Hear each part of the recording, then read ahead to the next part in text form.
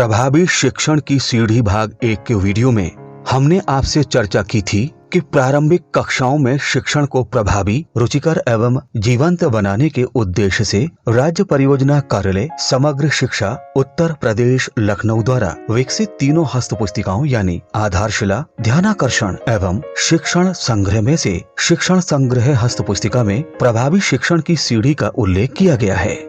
हस्त पुस्तिका में ये भाग विश्व विख्यात शिक्षाविद प्रोफेसर N.K. जंगीरा की पुस्तक प्रभावी शिक्षण से उद्धृत है, जिसमें उन्होंने प्रभावी शिक्षण हेतु अंग्रेजी वर्णमाला के 26 अक्षरों को क्रमबद्धता के रूप में रखते हुए उसे प्रभावी शिक्षण की सीढ़ी के रूप में प्रस्तुत किया है। गुणवत्ता प्रकोष्ठ राज्य परियोजना कार्यालय लखनऊ द्वारा शिक्षकों में प्रभावी शिक्षण की सीढ़ी की स्पष्ट समझ विकसित करने हेतु 3 भागों में वीडियो का निर्माण किया गया है। प्रभावी शिक्षण की सीढ़ी भाग 1 के वीडियो में अंग्रेजी वर्णमाला के प्रथम 8 अक्षर अर्थात ए से लेकर एच तक को प्रभावी शिक्षण के तरीकों से जोड़ते हुए समझाया गया था, जिसके अनुसार यदि हम A फॉर एक्टिव इन्वॉल्वमेंट अर्थात सक्रिय भागीदारी, B फॉर बिजी क्लासरूम अर्थात व्यस्त कक्षा, C फॉर कोऑपरेटिव लर्निंग अर्थात सहभागी या सहयोगी अधिगम, D फॉर डेमोन्स्ट्रेशन अर्थात कार्य प्रदर्शन, E फॉर एक्सपेक्टेशंस अर्थात अपेक्षाएं, F फॉर फीडबैक अर्थात प्रतिपुष्टि, G फॉर गोल सेटिंग अर्थात लक्ष्य निर्धारण, H फॉर ह्यूमर अर्थात हास परिहास का उपयोग शिक्षण प्रक्रिया के दौरान करते हैं तो निश्चित ही बच्चों द्वारा वांछित लर्निंग आउटकम की संप्राप्ति की संभावना बढ़ जाती है। अब हम प्रभावी शिक्षण की सीढ़ी भाग 2 के वीडियो में अंग्रेजी वर्णमाला के अक्षर I से Q तक को प्रभावी शिक्षण के तरीकों से जोड़ते हुए समझेंगे। I फॉर इंडिविजुअल नीड्स अर्थात व्यक्तिगत आवश्यकताएं। प्रत्येक बच्चे का व्यक्तित्व अलग होता है। सभी बच्चों की क्षमता, योग्यता एवं जरूरतें भी अलग अलग होती हैं। इसलिए शिक्षण प्रक्रिया के दौरान सभी बच्चों की व्यक्तिगत योग्यताओं एवं आवश्यकताओं को पहचान कर उसके अनुरूप शिक्षण कार्य करने से शिक्षण प्रभावी होता है। J for journal of learning अर्थात अधिगम पत्रिका। बच्चों के अधिगम स्तर का सटीक आकलन करने के लिए शिक्षक स्वयं एक अधिगम पत्रिका का निर्माण करते हुए बच्चों को उसमें लिखने के लिए प्रोत्साहित करते हैं। अधिगम पत्रिका से प्राप्त परिणामों के आधार पर शिक्षण प्रक्रिया को प्रभावी बनाने में सहायता प्राप्त होती है।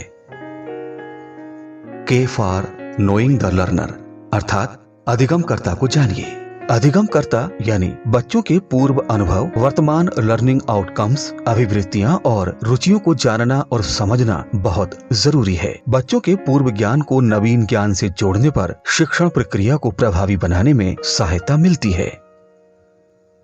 L फॉर लिंकिंग लर्निंग अर्थात अधिगम संबंध स्थापना। कक्षा शिक्षण करते समय सीखने की प्रक्रिया सीखने की विषय वस्तुओं से परस्पर संबंध पर निर्भर करती है। शिक्षण योजनाओं में गतिविधियों का उपयोग सीखने के क्रम को ध्यान में रखते हुए तरीकों एवं तकनीकियों का आपसी तालमेल के साथ क्रियान्वयन करने पर शिक्षण प्रभावी होता है। M for management of resources अर्थात संसाधनों की व्यवस्था। विद्यालय में उपलब्ध भौतिक एवं मानव संसाधनों का भरपूर इस्तेमाल किया जाना बहुत जरूरी है। जहाँ तक संभव हो स्थानीय संसाधनों का कक्षा शिक्षण में उपयोग हमेशा उपयुक्त होता है। उपलब्ध संसाधनों का यथा आवश्यक उपयोग कक्षा शिक्षण का प्रभावकारी तरीका है। N फॉर नेगोशिएशन अर्थात परस्पर बातचीत। बातचीत एक तरीका है जिसके माध्यम से शिक्षक व बच्चे आपसी विचारों का आदान प्रदान करते हैं। बातचीत के दौरान बच्चों के अनुभव से शिक्षण कार्य की शुरुआत करने से कक्षा शिक्षण प्रभावी होता है। O फॉर आउटडोर लर्निंग अर्थात कक्षा के बाहर की अधिगम गतिविधियां।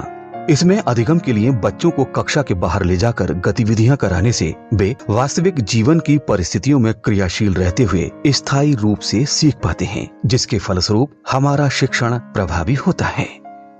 P for praising and encouraging अर्थात प्रशंसा और प्रोत्साहन।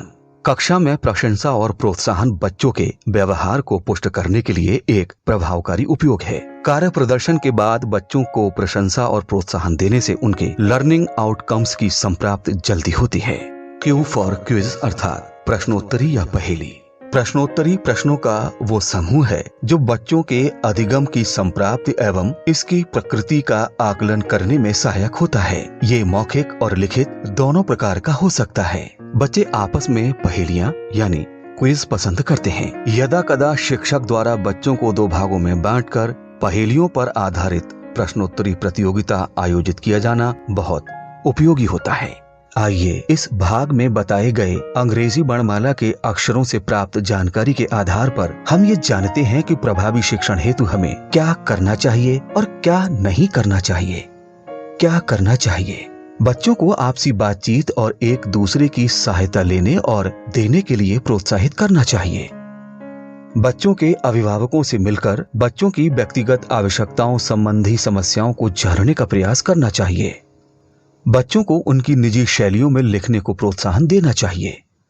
शिक्षण योजना बनाते हुए सीखने के क्रम का ध्यान रखना चाहिए। बच्चों को शैक्षिक भ्रमण पर ले जाने से पहले उनके अभिभावकों को सूचना देते हुए सहमति अवश्य प्राप्त करना चाहिए। बच्चों के प्रयत्नों और उपलब्धि की गुणवत्ता को ध्यान में रखकर प्रशंसा हेतु उपयुक्त शब्दों का चयन करना चाहिए। आइए जानते हैं कि प्रभावी शिक्षण प्रक्रिया के दौरान हमें क्या नहीं करना चाहिए। बच्चों को समूह में व्यवस्थित करने के बाद स्वयं को केवल कुछ समूह तक सीमित नहीं रखना चाहिए। कक्षा के बाहर की अधिगम गतिविधियां उद्देश्यहीन नहीं होनी चाहिए। पाठ्य पुस्तकों एवं कार्य पुस्तिकाओं के अवशेष अभ्यास कार्य को पूर्ण कराते समय बच्चों की त्रुटियों पर उन्हें हतोत्साहित नहीं करना चाहिए। बच्चों के मध्य किसी प्रकार का भेदभाव नहीं करना चाहिए। यदि हम सभी शिक्षक अपनी शिक्षण प्रक्रिया में प्रभावी शिक्षण की सीढ़ी भाग 2 की जानकारियों का यथावश्यक उपयोग करते हैं तो निश्चित ही शिक्षण प्रभावी होगा। प्रभावी शिक्षण की सीढ़ी से जुड़े बाकी अक्षरों की जानकारी हेतु आप इस वीडियो का अंतिम भाग प्रभावी शिक्षण की सीढ़ी भाग 3 अवश्य देखिएगा।